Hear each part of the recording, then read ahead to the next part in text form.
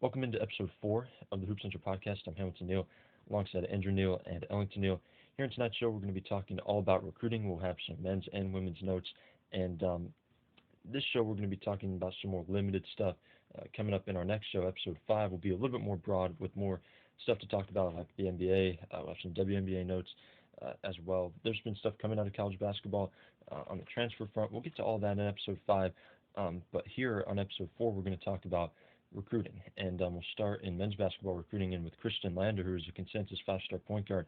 He has reclassified from 2021 to 2020 and has signed with Indiana, just signed his letter of intent, was verbally committed again for 2021, but will be part of their team coming up this fall instead. Yeah, That's good for them. he's a good player. They get some 5 stars here and there, but they get some really good 4 stars usually. And I think he's going to be an impact player right away. Yeah, absolutely. As a point guard, not as big as some of the other guys in this 2020 class, but he's very much a playmaker. Like his ability to do what he does on the ball, pass. His just distribution skills are outstanding. His ability to score, defend, he's really a complete package at point guard, and that's why he is a consensus five-star prospect and really going to give Indiana a huge lift in that backcourt. They have Trace Jackson Davis coming back. That's a guy that they really locked in on in 2019, landed him, had a good freshman season. He's due for an even bigger year in 2020, and the fact that Khristian Lander will be in that backcourt throwing passes to him in the post, that could be one of the best combos in the Big Ten. Freshman Khristian Lander and a sophomore Trace Jackson Davis.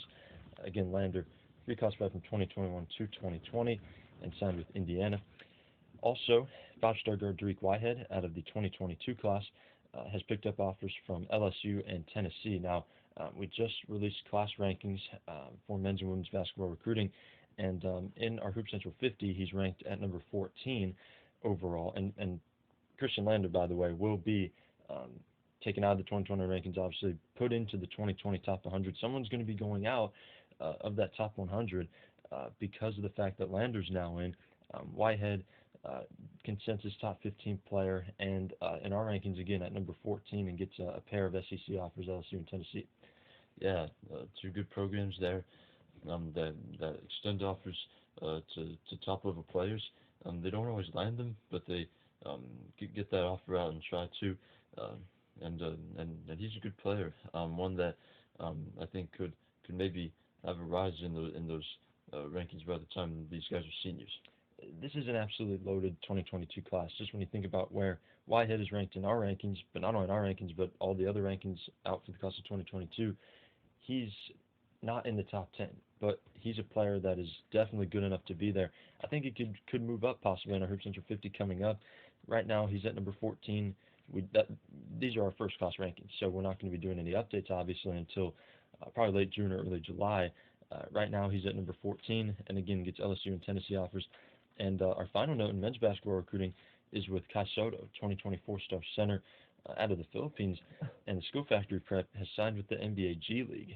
Now, this is more of a surprising note because he's a consensus 4-star and only ranked 58th in our Hoop Central 100, our one-time 2020 class ranking. For the fact that a 4-star is going to the G League, very interesting to see. Really, it's I guess all hands on deck for the G League right now, and they wanted to nab one more guy, and takes the NBA G League over some college options. He didn't, I don't even think, knew where he was going to go, so the G League's a good route for a guy like him. Yeah, and I think in the future classes we can maybe see a 4-star maybe get to the G League, because that's what we're seeing here with him, Kai Soto. But yeah, it's mainly going to be the top 5 stars getting into the G League, but here interesting to see a 4-star get in. And again, his college options were not that widespread. A lot of his offers were unconfirmed, but some power schools were recruiting him, like Kentucky. He did visit the Wildcats campus months back. USC was also in there. DePaul was another school recruiting him. But again, he didn't really even know where he wanted to go. And for guys that are more unsure about their college decision, the G League is a huge, huge possibility because we see this throughout a lot of recruiting classes. There's say about half a dozen guys that maybe are more unsure about where they want to go, and they didn't have any other option but to go to college or overseas. Now there is an option to go to that's within the country, and it's within the whole within the whole NBA program, and it's top level development, top level coaching. You get to play with some former players that have been in the league, so it's really a win-win for a lot of guys. And Kai Soto, the latest to join the NBA G League, again ranked 58th in our Hoop Central 100 for the class of 2020. Now, in women's basketball recruiting, I want to start with a transfer note. Now, again, this is not as much a recruiting note, but a transfer note. Taylor Mikesell, who just announced back earlier this year that she was transferring from Maryland, has committed to Oregon. That's a big pickup for them, obviously. Wow.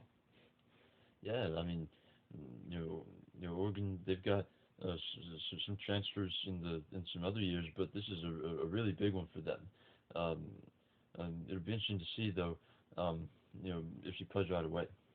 Yeah, obviously the thing with non-grad transfers is they're going to have to apply for a waiver if they want to get eligible because the NCAA rules are just so screwed up right now when it comes to the transfers that a lot of players don't get to play right away. Some have gotten waivers, some haven't. I think it's a very unfair system with the transfers and how all that works. The fact that she is not a grad transfer means that if she wants to play this upcoming 2020 season, that she'll have to apply for an eligibility waiver, and there's no telling if she could get that or not. You apply, um, it could go either way, and some players have been very disappointed that they haven't been able to play. Some have gotten lucky and been accepted. Uh, so that's what's going to have to happen if she wants to play, regardless when she gets on the floor. This is going to be exciting to watch because as a guard in the Maryland backcourt, was definitely a high level scorer, someone who's more of a volume scorer, and that's the type of player. This is the type of player here, Taylor Mikesell, that Oregon they bring in and they get them to thrive because that system is a player system, and that's why a lot of players have left Maryland over the years because uh, whether it's them or parents or whoever, um, that feel that there just isn't the freedom in the Maryland system to fully play their game. But Oregon definitely allows players to do that. I think Kelly Graves is a player's coach, and that's what's made Oregon so successful the last couple of years with transfers, with recruits, etc. And obviously, Andrew, with all that they're losing, this is obviously mega for them. And also, they're not done. They're still pursuing possibly a grad transfer. Yeah, absolutely. Yeah, we'll see. 'Cause they need as many players as they can, in their system. So. Absolutely, because they lose four starters. Again, all to the WNBA. It's just going to be interesting to see how they can reload. There's obviously some pieces within their program, and some players like Taylor Chavez that are ready to take over, and Sedona Prince will be ready to play this upcoming season. She'll be huge for them. And again, Maxwell just the latest player to join the Oregon program.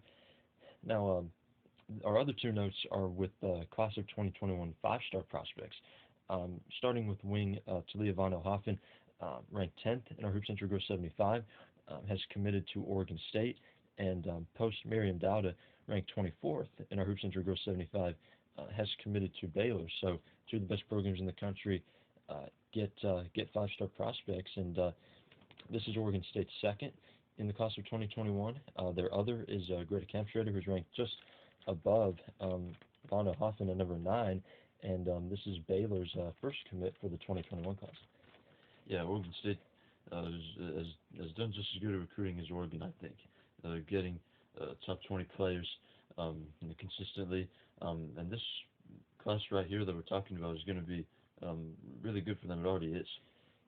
Absolutely, and they could still add more. Obviously, there's so many other targets that they have, and both schools target so many players each season.